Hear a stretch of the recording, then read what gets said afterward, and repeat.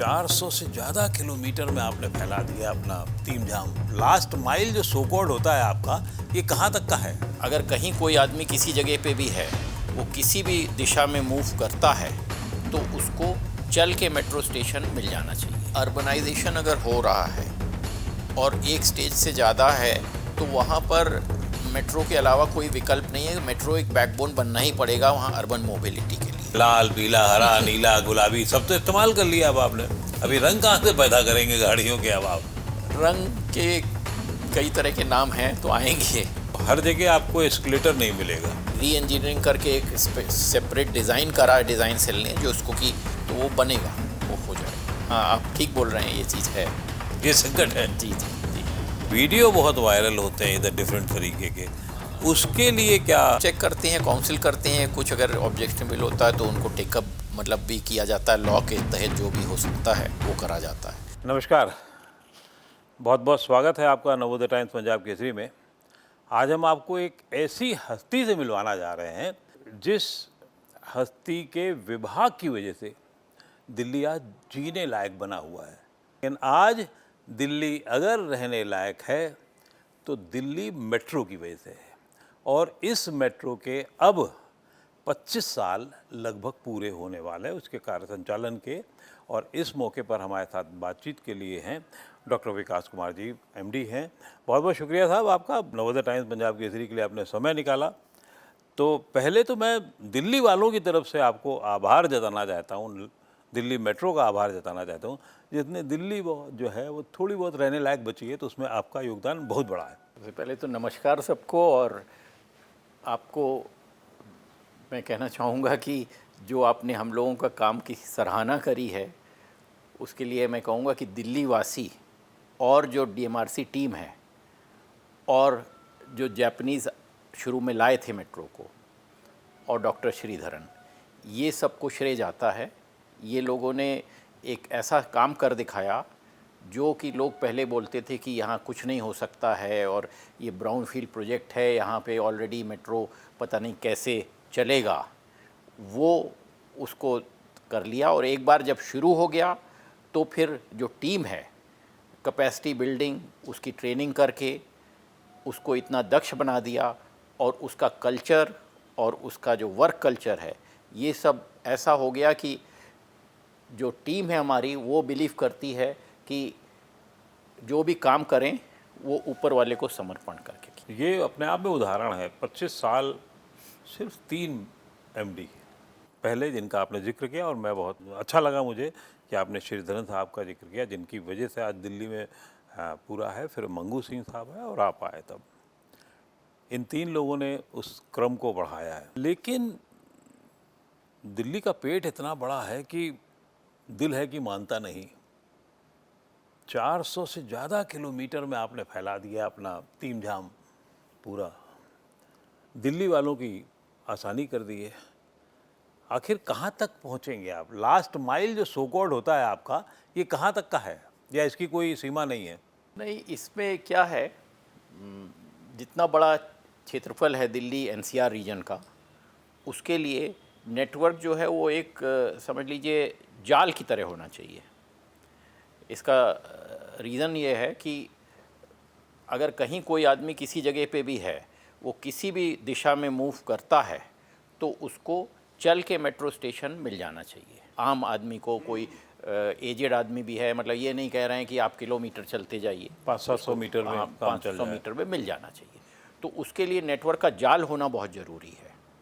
और वो धीरे धीरे अब हो गया है, जैसे 416 किलोमीटर में। लेकिन अभी भी दिल्ली एनसीआर के क्षेत्रफल के हिसाब से ये कम है। अगर आप देखेंगे तो बीजिंग वगैरह में 890 किलोमीटर ऑलरेडी है। लेकिन हाँ, हम लोगों ने ये पहचान लिया है और इसको पब्लिक की ये जो कंजेशन और एयर क्वालिटी इम्प्रूवमेंट के लिए अगर आप देखेंगे तो ये जो फ़ेज़ 5 अब आ रहा है, फ़ेज़ 5 का 5A सैंक्शन हो गया जो 16 किलोमीटर के लगभग है। और जो इसका बी पार्ट है उसमें करीब करीब समझ लीजिए मोटा मोटा 90 किलोमीटर करीब दिल्ली रीजन में है और इतना ही से थोड़ा सा ज़्यादा 95 किलोमीटर एनसीआर रीजन में है। तो करीब करीब ये दोनों मिला के सोच लीजिए 200 किलोमीटर से ऊपर। तो 416 जो अभी है 616 हो जाएगा। और इसमें कुछ ज़्यादातर तो जो एग्जिस्टिंग एरिया उसी में नेटवर्क एक्सपैंड कर रहा है, उसका जाल बिछ रहा है, लेकिन कुछ नई लाइनें भी आ रही हैं जो नया एरिया डेवलप हो रहा है, जैसे रिठाला नरेला है और कुछ जगह पर हैं। नहीं, ये अब आपने जिक्र कर दिया चाइना का, तो चाइना में दो मेट्रो लाइंस हैं बड़ी, एक शंघई की है और एक पेइचिंग की है। दोनों ही, ये वैसे आपसे मुझे पूछना चाहिए था कि क्या नंबर पे आप हैं, लेकिन बात आई है तो मैं भी कह देता हूँ, नंबर 3 पर आप अभी हैं। उन दोनों का डिस्टेंस बहुत, जो गैप है वो बड़ा है, और दिल्ली इतनी बड़ी कि मुझे लगता है वो गैप भी, अगर आप जिस रफ्तार से चल रहे हैं, तो क्या संभावना है कि दिल्ली मेट्रो वर्ल्ड की मेट्रो में बनने की कतार पर है, या है ऑलरेडी है कुछ मामलों में, जैसे किराए को लेकर के है, बहुत सस्ती है। मैं अपनी तरफ से कह रहा हूँ, जो मुझे शायद नहीं कहना चाहिए एक एंकर के हिसाब से, मैं तो ये पूछना चाहिए मुझे कि आप महंगी क्यों है यहाँ पर। लोग तो कहते हैं कि मेट्रो महंगी हो गई है, लेकिन दुनिया के हिसाब से अगर आप देखेंगे तो सस्ती है ये।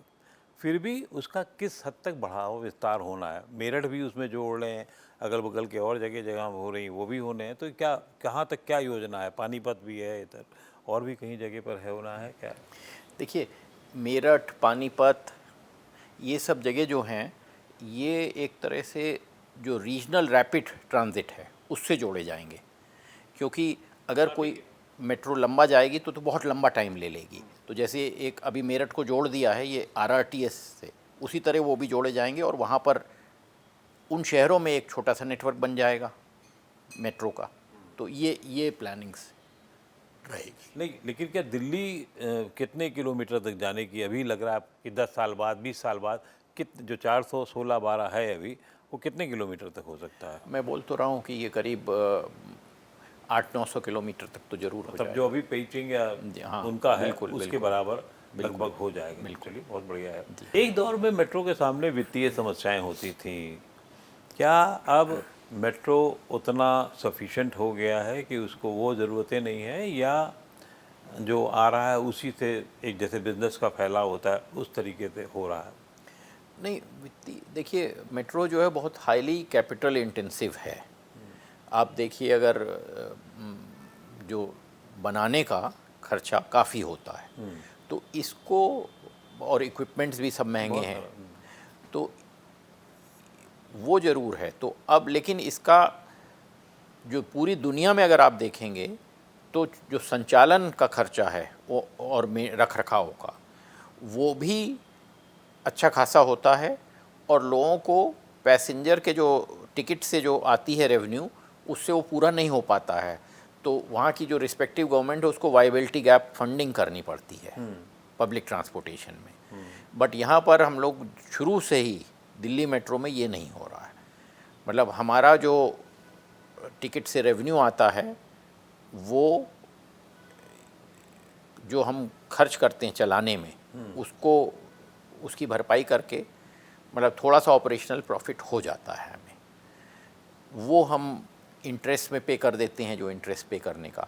लेकिन लोन की जो किस्त है उसके लिए फिर भी दिक्कत होती है हम लोगों को पे करना। तो सोशल रिस्पॉन्सिबिलिटी तो गवर्नमेंट तय है कि कर रही हैं, तभी ये चीज़ें चल पा रही हैं। अब टियर 2 और टियर 3 सिटीज़ में जिस तरीके से मेट्रो का विस्तार हो रहा है, तो क्या वो वायबिलिटी बनी रहेगी, या संभव है उसका उतना हो पाना? नहीं, देखिए, अर्बनाइजेशन अगर हो रहा है और एक स्टेज से ज़्यादा है, तो वहाँ पर मेट्रो के अलावा कोई विकल्प नहीं है। मेट्रो एक बैकबोन बनना ही पड़ेगा वहाँ अर्बन मोबिलिटी के लिए, ये तो ज़रूरी है। हाँ, ये है कि अगर वो मेट्रो बैकबोन बनता है और मोड्स उसको कॉम्प्लीमेंट करके चलते हैं, तो पूरे पब्लिक ट्रांसपोर्टेशन से जो भी फ़ायदा होगा, क्योंकि ये जो प्रोजेक्ट है ये जनता की सहूलियत के लिए है। इसका जो शुरू में आकलन किया जाता है, जब इस प्रोजेक्ट को अप्रूवल होता है, तो ये केवल ये नहीं देखा जाता है बिज़नेस पर्सपेक्टिव कि कितना हमें पैसा देगा, बल्कि ये देखा जाता है कि कितना ये फ़ायदा करेगा, कितने लोगों का टाइम बचाएगा, कितना फ्यूल बचाएगा, कितने एक्सीडेंट्स बचाएगा। अगर उन सब को कन्वर्ट करते हैं मॉनेटरी टर्म्स में, उसकी तो कोई तुलना ही नहीं है। हाँ, तो फिर कोई तुलना नहीं, वो तो फिर जितना हमने कैपिटल लिया वो कह दीजिए 1 साल में ही उतना वापस कर हाँ, दिया। वो तो उसकी तो खैर तुलना ही नहीं है, क्योंकि उसमें ना एक्सीडेंट का सबसे बड़ा तो खतरा। मैं खुद अगर कभी जाम वाम में फंसने की नौबत लगती है मुझे, तो मैंने कहा नमस्ते करके मेट्रो ज़्यादा अच्छा करते हैं। लेकिन अभी मेट्रो को लेके कुछ चीज़ें और भी हैं जी जिससे लोग थोड़ा परेशान होते हैं। मैं जी जी खास तौर से गंदगी है, उसके आसपास जो रेहड़ियाँ लग जाती हैं, जाम है, रिक्शा है, इससे कुछ कैसे निपटा जा सकता है, या डिपार्टमेंट कैसे स्थानीय प्रशासन से काम करा इसके रहा है? लिए स्थानीय प्रशासन के साथ मिलके कमेटी बना हुआ है, जो टाइम टू टाइम इसमें मॉनिटरी करने की ज़रूरत है, जो टाइम टू टाइम देखते हैं कि किस एरिया में ये सब चीज़ है, उनको हटाया जाता है, उनको स्थानीय प्रशासन से मिलके कहीं और रिहैबिलिटेट कर दें, जिससे कि मतलब और लोगों को भी थोड़ा सा नुक्कड़ नाटक और इस सब के जरिए उनकी जागरूकता बढ़ाते हैं कि उनको पता चले कि ये मतलब यही पॉइंट नहीं है बिज़नेस करने के लिए, कहीं और भी लगा लीजिए, लोग तो आएंगे ही। मतलब हम लोग ट्राई करते हैं और प्लस इनको डिसिप्लिन भी सिखाते हैं, जैसे जो आप बता रहे हैं ना, ई रिक्शा और ये हो जाता है, ये थोड़ा न्यूसेंस हो गया है, लेकिन इनको डिसिप्लिन करने की ज़रूरत है। जो उसके लिए हम लोग लास्ट माइल वाले के साथ जो टाइप कर रहे हैं, तो जहाँ जहाँ टाइप कर रहे हैं वहाँ वहाँ अपने आप क्या डिसिप्लिन नतीजा उसका मिल रहा है? मिलेगा। कुछ जगह मिला है और बाकी मिलेगा। दिल्ली मेट्रो के पिलर्स हैं, वो एक ज़माने में माना जाता था कि हमारे एड्रेस हो गए हैं, पिलर नंबर 50 पिलर। अब क्या है कि उसमें विज्ञापन चिपक जाते हैं या कोई रंग बोतन कर जाता है, उससे नहीं, कैसे? उसको अब सख्ती कर दी है। अभी अगर आप देखेंगे तो हम लोग पिलर्स पे बहुत अच्छी डिज़ाइन बना रहे हैं और उस पर हम जल्दी विज्ञापन अब लगने नहीं देंगे। प्लस जो अभी प्रेजेंट मुख्यमंत्री हैं, इन्होंने हम लोग को टारगेट दिया कि इसकी ग्रीनिंग भी करनी है पूरी सेंट्रल वर्ल्ड की। पहले वो पीडब्ल्यूडी के हाथ में थी, अब उन्होंने कहा है मेट्रो को करने को, तो अब हम लोग उसको कर रहे हैं। शुरू में तो हमने करके दे दी थी, बट उसके बाद वो एरिया क्योंकि पीडब्ल्यूडी का होता है उनको मेंटेन करना था, बट हो नहीं रही थी वो मेंटेन, हम लोग को दिया है। दिल्ली मेट्रो में एक दिक्कत और आती है, ख़ास तौर से अगर आपको ज्ञान नहीं है तो हर जगह आपको एस्केलेटर नहीं मिलेगा, ये एक इशू आता है। या उतरने के लिए नहीं मिलेगा, चढ़ने का तो मिल जाएगा आपको ज़्यादातर, उतरने के लिए नहीं मिलता है। ज़्यादातर तो जगह पर है, बट हाँ कुछ स्टेशंस ऐसे बने हैं जो लाइन 3 के हैं स्टेशंस, जहाँ पे ये फैसिलिटी थोड़ी सी हर स्टेयरकेस के साथ साथ एस्केलेटर नहीं क्या है। इसको करने की कुछ योजना में कर है? रहे हैं उसको, उसमें बल्कि री इंजीनियरिंग करके एक सेपरेट डिज़ाइन करा है डिज़ाइन सेल ने, जो उसको कि शायद पहला अभी करोल बाग या कहीं पर बना रहे हैं, तो वो बनेगा, वो हो जाएगा। और हम लोगों ने बाकी जो नए स्टेशन आ रहे हैं उसमें तो एस्केलेटर और एलिवेटर्स दोनों का प्लान किया है। मतलब क्या दिव्यांग और बुजुर्ग जो नागरिक हैं उनके लिए कोई अलग हिस्सा बनाना या अलग कोई और अतिरिक्त सुविधा देने की कुछ योजना है? ने उनके लिए ऑलरेडी बहुत मतलब सुविधा हमने दे रखी है। इससे अतिरिक्त तो जैसे अब वो फ़ोन कर देते हैं तो उनको कोई रिसीव करके व्हील चेयर ले आएगा, उनको अच्छा, ले ये जाएगा, है? बैठाएगा। हाँ, ये है बिल्कुल। लेकिन ये सुविधा बहुत पब्लिसाइज नहीं है मेरे ख्याल से, इसका प्रचारित नहीं इसका किया प्रचार और कर देंगे हम, बट पब्लिसाइज्ड ही है ये। मतलब लोगों को अगर किसी स्टेशन पे जो रेगुलर आते हैं उनको वो फ़ोन करते हैं और वो हमारे लोग उनको अटेंड करके बैठाते भी हैं ट्रेन में, और आगे भी वो रिले कर दिया जाता है जहाँ उतरना है तो वहाँ पर। एक मामले में तो मेट्रो ने बड़ा अच्छा काम किया कि तंबाकू, चाय, ये सब चीज़ें खाना पीना नहीं होता है। लेकिन अभी भी वो जो आजकल जो सोशल मीडिया का खेल चल रहा है उसमें वीडियो बहुत वायरल होते हैं इधर डिफरेंट तरीके के। हाँ, उसके लिए क्या, मतलब सिर्फ वैसे तो काम ये नागरिकों का है, आपका काम नहीं है, लेकिन आपने भी कुछ नियम कानून अतिरिक्त बना रखे हैं कुछ उसका? करें, हम लोग चेक करते हैं, काउंसिल करते हैं, कुछ अगर ऑब्जेक्शनेबल होता है तो उनको टेकअप मतलब भी किया जाता है, लॉ के तहत जो भी हो सकता है वो करा जाता है। लेकिन ये है और इसको हम लोग ट्राई करते हैं कि जैसे हम लोगों ने कस्टमर्स को और रिस्पॉन्सिव बनाया है, इसी तरह ट्राई करते हैं कि वो और रिस्पॉन्सिव रहें, तो और कस्टमर्स ही उनको टोक दें, ये कोशिश रहती है हमारी, जो कोई गलत कर रहा है। कुछ क्वेश्चन ऐसे हैं, प्रश्न ऐसे हैं जिससे बहुत छोटे छोटे, जिसे हम लोग रैपिड फायर कहते हैं, लेकिन आपके पर्सनल ज़िंदगी में भी आते हैं थोड़ा सा। आपको काम ज़्यादा पसंद है या आनंद करना ज़्यादा पसंद है, और है तो आनंद कैसे करते हैं आप, या काम में ही आनंद ले लेते काम हैं? में ही आनंद ले लेते हैं, यही सबसे अच्छी चीज़ है। अपना काम आप बिल्कुल आनंद स्वरूप करेंगे तो वो उसमें आप एक्सेल करेंगे। तो ये जो आपकी बात है, काम में ही आनंद है, वो आपके निचले स्तर तक भी पहुंच पाता है? बिल्कुल है, तभी मेट्रो इतनी लोगों को विश्वास है, रिलायबल है और चल रही है। इसका योगा कर्मसु कौशलम, यही चीज़ है। इसीलिए इस पे आपने हम इसकी लोग- टैग लाइन जी ये जी जी। बनाई है, किफ़ायती सफ़र या महंगा सफ़र? गुणवत्ता वाला सफ़र जो अफोर्डेबल हो। तो आपने बड़ा डिप्लोमेटिक जवाब दिया है। मेट्रो का जो वर्तमान स्वरूप है उसको देखते हुए, ख़ास तौर से जो पश्चिम एशिया का संकट आया है उसको देखते हुए मेट्रो की और उपयोगिता बढ़ जा रही है, लेकिन उसके साथ साथ उसकी वैल्यू एडेड सेवाएं भी बढ़ जाएंगी, जैसे कि मैंने कहा टिकट को लेकर के या सुविधाओं को लेकर के या ऐप को लेकर के, वो आप कैसे इनरिच कर रहे हैं? जो जैसे सबसे पहले टिकटिंग पे आ जाइए, तो टिकटिंग जो है, हम कितने सारे मीडिया और कितने सारे माध्यम, ये सबसे टिकटिंग हम फैसिलिटेट कर रहे हैं पैसेंजर्स के लिए।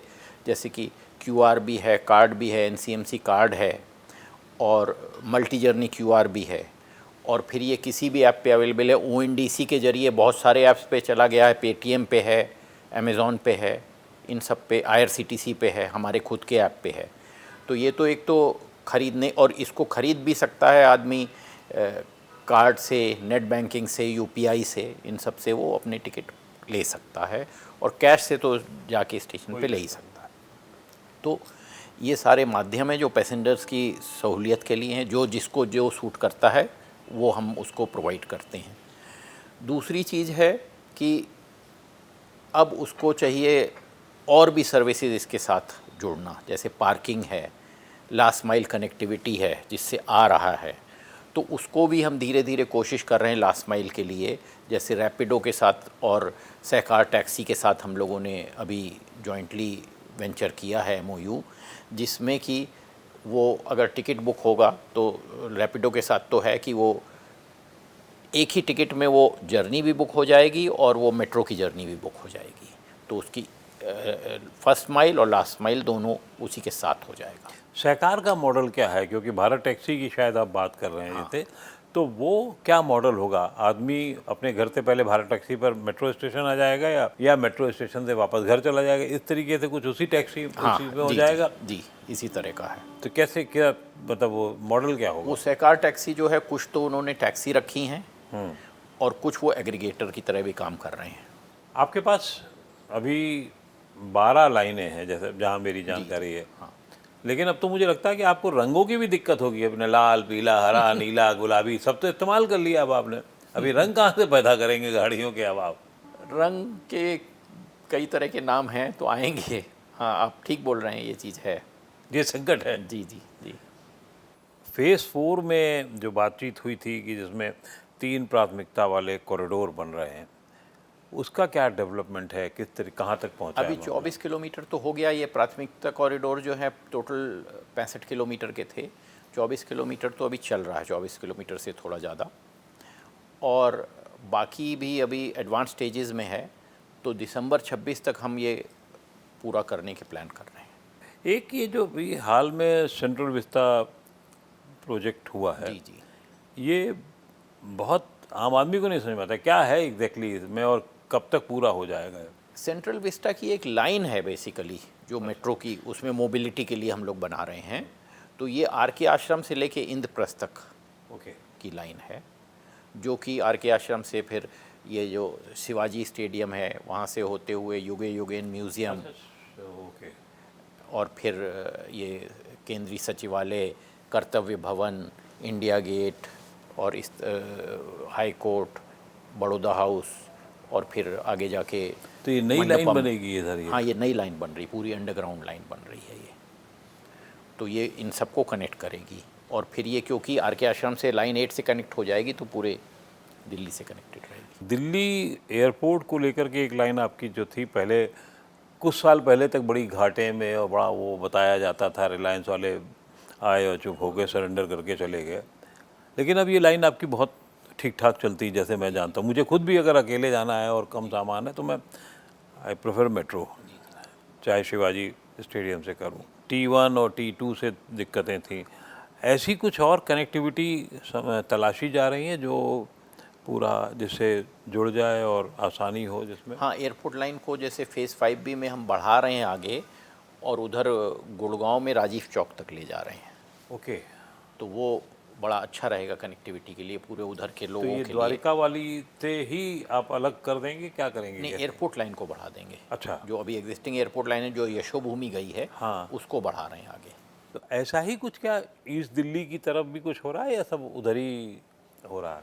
नहीं, इधर तो अगर आप देखेंगे तो ऑलरेडी वो कनेक्ट हो जाएगा। इधर जो RRTS आ रही है, ये आगे प्लान है इसका सराय काले खान से इधर मनेसर की तरफ जाने का। तो वो अंडरग्राउंड है और वो जाके एरो सिटी में मिलेगी। तो फिर जिसको आना वो एरो सिटी आके एयरपोर्ट आ सकता है आराम से। ये प्लानिंग है। अभी मेरे ख्याल से पूरे नेटवर्क में 30 से ज़्यादा आपके इंटरचेंज हैं। जी जी, करीब। कई बार ऐसा होता है और ये हो भी सकता है, विदेशों में मैंने देखा है, लंदन वगैरह में भी है कि बहुत सारा नीचे आपको चलना पड़ता है। लेकिन क्या कहीं और ऐसा भी किया जा रहा है कि थोड़ी वो डिस्टेंसेस कम हो जाएं ऐसे इंटरचेंज में? कोशिश तो यही कर रहे हैं, जितने भी इंटरचेंज आगे बनाए जा रहे हैं वो ऐसे बनाने की कोशिश कर रहे हैं कि बिल्कुल कम से कम आदमी को चल के आना पड़े। अगर आप देखें कुछ तो है, जैसे राजीव चौक है, आप बस नीचे से ऊपर जाते हैं, तो इस तरह के इंटरचेंजेस की कोशिश कर रहे हैं बनाने की। अब जो अभी हम ये आगे ले जा रहे हैं इस लाइन को, लाइन 10 को बढ़ा के T1 पे ले जा रहे हैं, उसको भी बिल्कुल T1 के पास ले आ रहे हैं।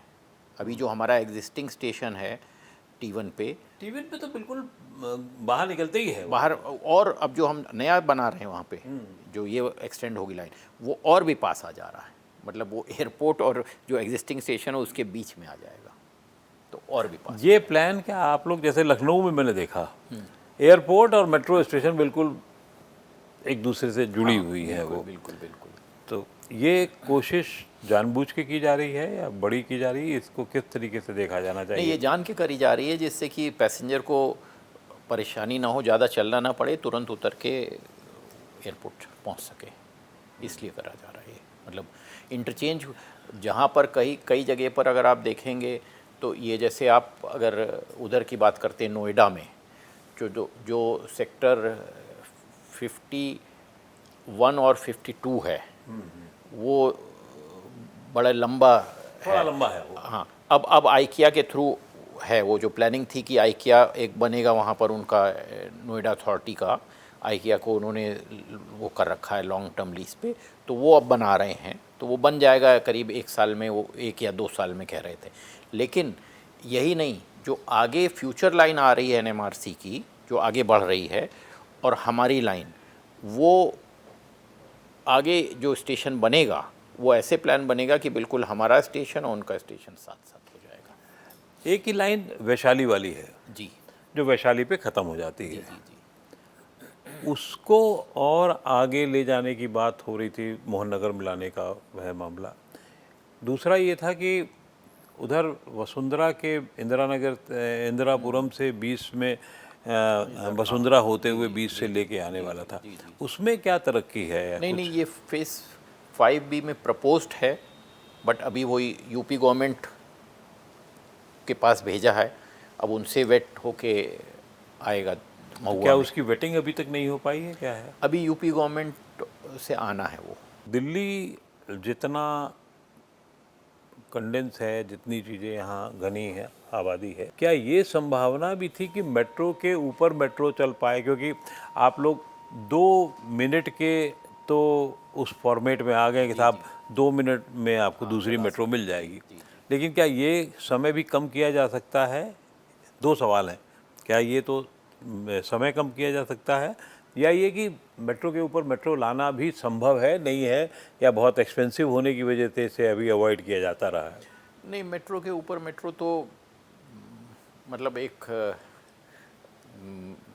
उसी रूट पे हाँ ज़रूरत नहीं पड़ेगी जब आप नेटवर्क ऐसा बना देंगे। हाँ। तो जैसे अभी आप देख लीजिए, पहले किसी टाइम पे राजीव चौक हमारा सबसे बड़ा इंटरचेंज होता था, इसमें बहुत लोग जाते थे। अभी अगर आप देखेंगे आंकड़े, तो इस समय नेटवर्क बन गया ऐसा कि वो इंटरचेंज हब पहुंच गया है जो बोटेनिकल गार्डन वहाँ पर इस समय अच्छा, वहाँ बोटेनिकल पहुँच गया। गार्डन, हाँ इस समय सबसे ज़्यादा पैसेंजर की जो इंटरचेंज ISBT भी नहीं है वो? ना बोटेनिकल गार्डन है इस समय सबसे ज़्यादा। मैं वही तो बता रहा हूँ देख के, मैं इनफैक्ट जब हमको हमारे लोगों ने बताया तो फिर अब मैं प्लान कर रहा हूँ वो जाके देखूंगा, क्योंकि अगर इस तरह का इंटरचेंज है, अभी वहाँ तीसरा स्टेशन भी बनना है उसका, तो वहाँ पे कुछ कुछ ज़रूरत पड़ेगी काम करने की हम लोग को पैसेंजर्स के लिए, तो कैपेसिटी इस बढ़ानी हिसाब से पड़ेगी। तो जो आपका जो NCRT वाला RTC वाला चल रहा है, तो न्यू अशोक नगर या और आगे भी उसको आपको कुछ और तैयारी करनी पड़ेगी और कुछ और नया जोड़ना पड़ेगा वहाँ? न्यू अशोक नगर पे तो ऑलरेडी कर लिया हम लोगों हाँ। ने, कनेक्शन जोड़ गया है, हाँ। तो वो हो गई है उसकी तैयारी, वो चल भी रहा है, इंटरचेंज चल भी रहा है। मेट्रो ने आपकी एक नई कंसल्टेंसी भी बनाई है या नया और भी अपनी विंग बनाई है, वो विंग कैसे काम कर रही हैं? दिल्ली मेट्रो ने अभी हाल ही में दिल्ली मेट्रो इंटरनेशनल लिमिटेड करके जो कंपनी बनाई है, तो वो काफ़ी एग्रेसिवली काम कर रही है बाहर के प्रोजेक्ट्स ढूंढने के लिए, इंडिया में भी काम करने के लिए। इंडिया में तो अभी बहुत संभावना है, हर जगह हाँ किन्हीं ना किसी कारणों से मेट्रो बन रही है। हाँ, और तो वही अपॉर्चुनिटीज़ बहुत हैं। तो अब वही है, अब अगर आप देखिए तो हम लोगों ने चेन्नई और मुंबई में बैग भी करी हैं, जहाँ पर हम ऑपरेट और मेंटेन दोनों कर रहे हैं, चेन्नई और मुंबई को की लाइनों को। तो उसी तरह और भी जगह जाएंगे। पटना ने अभी हमको दे रखा है, अच्छा, यहाँ RMGL ने भी, हरियाणा ने दे रखा है, और नोएडा ने भी दे रखा है। हम ही लोग चलाते हैं उसको और मेंटेन करते हैं उसका अभी रखरखाव। दिल्ली मेट्रो की राइडरशिप कितनी है और उसको कहाँ तक बढ़ाने की योजना है, खास तौर से जब दिल्ली की आबादी 2.5 से 3 करोड़ मानी जा रही है? अभी समझ लीजिए ऑन एवरेज डेली 65 लाख यात्री या यात्राएं 65 लाख लोग 65 आते जाते हैं? 65 लाख यात्राएं हैं हमारे यहाँ जी। और ये बढ़ेगी ही, बढ़ भी रहा है। NCR का अर्बनाइजेशन हो रहा है, लोग आ रहे हैं दिल्ली, तो बढ़ेगी। तो इसलिए बट हम लोग इक्विप्ड हैं, मतलब जो भी बढ़ेगा कैपेसिटी है हमारे पास, कैपेसिटी का कंस्ट्रेंट नहीं आएगा, और हम लोग उसको पूरा करेंगे। पूरा हो जाएगा? जैसे आप बता रहे हैं ना, ऊपर ट्रेन वो जाने की ज़रूरत पड़ेगी नहीं, पड़ेगी? वो नहीं पड़ेगी, नहीं पड़ेगी? वो नहीं पड़ेगी। अच्छा, क्योंकि नेटवर्क मेरी में आपने अलग अलग, अभी आप देखिए अगर लाइन 7 पूरा सर्कल बन गया है, तो अब इंटरचेंज पैटर्न बदल गया है लोगों का चलने का। आपने इस शंका का तो समाधान लगभग मेरा कर दिया कि उसकी ज़रूरत नहीं पड़ेगी मेट्रो के ऊपर मेट्रो, क्योंकि सघन अगर आप लाइन कर देंगे तो डाइवर्ट हो जाएंगे लोग, तो उस डाइवर्जन की वजह से बहुत सारी चीज़ें कट जाती हैं। जो आपने अभी कहा कि बॉटनिकल गार्डन एक नया हब बन गया है, राजीव चौक से ज़्यादा बड़ा बन गया, या कश्मीरी गेट है। मैं तो कश्मीरी गेट में एक आध बार गया हूँ, तो इतनी मंजिल चढ़नी पड़ती है, लगता है समझ ही नहीं आता कहाँ कहाँ जब आसमान तक छुएंगे आप। इसकी भी कोई सीमा है या इसका मतलब 3 मंजिल 4 मंजिल कितना कहाँ तक ले जाएंगे? नहीं, बस वहाँ पर है कि अंडरग्राउंड है, और 2 अंडरग्राउंड है, एक एलिवेटेड है, तो वैसे बन गया। मेट्रो जो है वो कुछ सामाजिक कार्य भी कर रहा है। एक कोई आपने नाम मुझे याद नहीं, शायद अर्पण योजना है, जो कपड़े वगैरह लोगों के लिए जो लोग अपने हैं दान दे देते हैं, वो करते हैं। वो ऐसी योजनाएं कैसी क्या क्या चल रही हैं और उसका क्या इम्पैक्ट क्या है? मेट्रो ने जैसे एक तो चाइल्डलेस होम्स हैं, गर्ल चाइल्ड के भी और मेल चाइल्ड के भी, एक तो वो हैं। दूसरा शेल्टर्स हैं बुज़ुर्ग के लिए, ये रन करते हैं। तीसरी चीज़ जो आप बता रहे हैं, ये अभी जस्ट मुख्यमंत्री जी ने कहा है, और हम लोग इसको इनफैक्ट आज ही उनसे टाइम लेने गया था कि इसको कैसे आगे बढ़ाना है और कब इनॉग्रेट करेंगे। तो ये बस शुरू होने वाला है। इस तरीके की कुछ और बच्चों को पढ़ाने की या कोई और सोशल इनिशिएटिव आप लोग करा रहे हैं? बच्चों को जैसे बताया ना, वो सेंटर्स हैं जो होमलेस बच्चों के हैं, तो उसमें पढ़ाया भी जाता है उनको, बच्चों को जो आते हैं, और फिर पढ़ने के बाद उनको जॉब पे जाते हैं वो जहाँ भी। विकास जी, बहुत मेट्रो के बारे में तो इतनी बात की जा सकती है कि हम काफ़ी लंबे समय तक कर ले, लेकिन अच्छी बात यह है कि मेट्रो एक सही दिशा में बढ़ रही है, लोगों को राहत दे रही है, आँखों में उनकी चमक बना रही है, और दिल्ली को कम से कम पोल्यूशन से मुक्ति में आपका बहुत बड़ा योगदान है। इसलिए आपका आभार भी, और हम ये उम्मीद करते हैं कि आने वाले दिनों में इस मामले में कुछ ज़्यादा काम होगा, ज़्यादा सघनता से काम होगा, लोगों को कम से कम मुश्किल हो, यही हम चाहेंगे। बिल्कुल, और आप इसके लिए हम लोग प्रतिबद्ध हैं। और आपको ये बताना चाहूँगा कि आगे मेट्रो जो है वो हमेशा नई टेक्नोलॉजी में बिलीव करता है और उससे कितना एफिशिएंट बना सकता है अपना सर्विस, उस पे बिलीव करता है। तो जैसे आपने शुरू में पूछा था ना कि पैसेंजर्स के लिए, तो ये तो टिकट तो एक चीज़ था, उसकी ट्रैवल के लिए और ज़रूरतें जो हैं ये सब भी एआई के ज़रिए प्लान है। एआई का कितना इस्तेमाल कर रहे हैं आप? एआई को मैं बता तो रहा हूँ, हम कस्टमर इनफैक्ट फैसिलिटेशन के लिए भी इस्तेमाल कर रहे हैं। प्लान है हमारा, जैसे क्या है, क्राउडिंग है स्टेशन में कहीं या ट्रेन में क्राउडिंग है, वो सब एकदम कहना चाहिए कि लाइव पता चल जाएगा पैसेंजर्स को, तो वो अपने आप एडजस्ट कर सकते हैं या अपने आप डिसाइड कर सकते हैं कि किस टाइम की ट्रेन पकड़ लें, क्या पकड़ लें। ये चीज़ें हैं, उनको सारी इन्फॉर्मेशन बिल्कुल लाइव मिलती रहेगी। एक तो ये है। दूसरा चीज़ इसका लाइव कैसे मिलेगी? मतलब वो उसके मोबाइल पे आएगा, ऐप पे, हाँ मोबाइल पे ऐप पे आएगा। हाँ, तो कोई ये ऐप जनरेट कर रहे हैं उस तरीके का? वही मोबाइल पे नोटिफिकेशन से आ जाएगा। अगर ऐप यहाँ नहीं बहुत भी है, भीड़ है, यहाँ हाँ। या आगे कहीं कोई लाइन में प्रॉब्लम आ गई है, हाँ, तो वो ये सब हमारे यहाँ तो इन्फॉर्मेशन डिस्प्ले होता भी है, लेकिन जैसे जो रजिस्टर्ड हैं हमारे सिस्टम पे, मोबाइल पे, हमारे ऐप पे, उनको ऐप के थ्रू भी मिलेगा, नोटिफिकेशन से भी मिलेगा। ये प्लान रहेगा। और इसके अलावा जो एआई का एडवांटेज है दूसरा भी, कि हमारे जो मेंटेनेंस है, और जो जैसे अभी हम रेगुलर मेंटेनेंस करते हैं, कई बार एआई के ज़रिए पता चल सकता है हमें कि यहाँ पर प्रॉब्लम हो सकती है, उसको हम प्रिडिक्टिव मेंटेनेंस बोलते हैं, उसको पहले से अटेंड कर लें तो वो कुछ बाधा नहीं लाएगी। तो ये दोनों जगह पे उसका काफ़ी ज़ोर शोर से।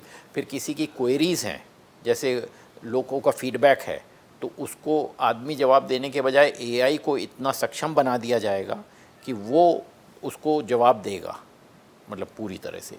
अभी जैसे एआई जो कुछ जगह जवाब हो भी रहा है तो वो लूप में घूमता रहता है, आप देखते हैं, वो बैंक वैंक इस्तेमाल करते हैं, वो पूरा कस्टमर को सेटिस्फाई नहीं करता। लेकिन यहाँ पर हमारा एम है कि उसको पूरी तरह से सेटिस्फाई। एक महत्वपूर्ण सवाल और भी है कि क्या अब इसका टाइम ड्यूरेशन भी मेट्रो का बढ़ने वाला है, जो 6 बजे से है, या उसको कम किया, मतलब सुबह और 5 बजे से किया जाएगा, या रात में 1 बजे तक?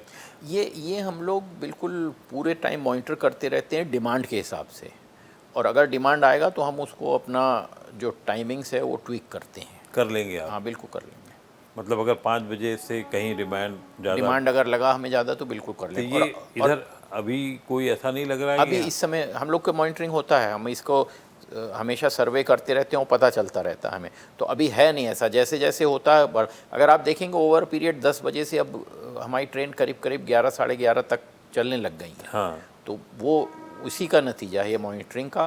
प्लस अगर कोई स्पेशल इवेंट्स होते हैं तो उसके लिए भी हम नहीं, वो तो आप लोग पहले से करते हैं। तैयारी रखते हैं। इवन अगर आप देखेंगे दिल्ली शहर के अंदर ई कॉमर्स की वजह से छोटे छोटे व्हीकल्स मूव करते हैं जो पोल्यूशन भी करते हैं और कंजेशन भी करते हैं, जो सामान ले जाते हैं लोगों के, तो उसको हम ट्राई कर रहे हैं कि वो मेट्रो के ज़रिए वो भी आ जाए। मतलब गुड्स मेट्रो में भी हाँ, तो वो ट्राई, जो माननीय मंत्री जी हैं उनकी पहल थी ये, जब हमारा पिछले नहीं, तो उसके लिए क्या अलग डिब्बा रखेंगे या नहीं, क्या? डिब्बा नहीं, जब हमारी मेट्रो जैसे खाली रात में चलती नहीं है तब हम ये चला देंगे। अभी अमेज़ॉन के साथ हाल में MOU किया है, अब देखिए इसको सक्सेसफुल बनाना है। बहुत बढ़िया। इससे बहुत अच्छा रहेगा, मतलब विन विन सिचुएशन सबके लिए रहेगी। ये कस्टमर सेटिस्फैक्शन सर्वे करते हैं जिससे फीडबैक मिलता है, और उससे जहाँ भी हमें थोड़े लूज एंड्स मिलते हैं उसको हम ठीक करने की पूरी कोशिश करते रहते हैं। बहुत बहुत शुक्रिया आपका फिर से, और ऐसे ही आगे बढ़ते रहिए, सब लोग दिल्ली को राहत देते रहिए। बहुत बहुत शुक्रिया। जी।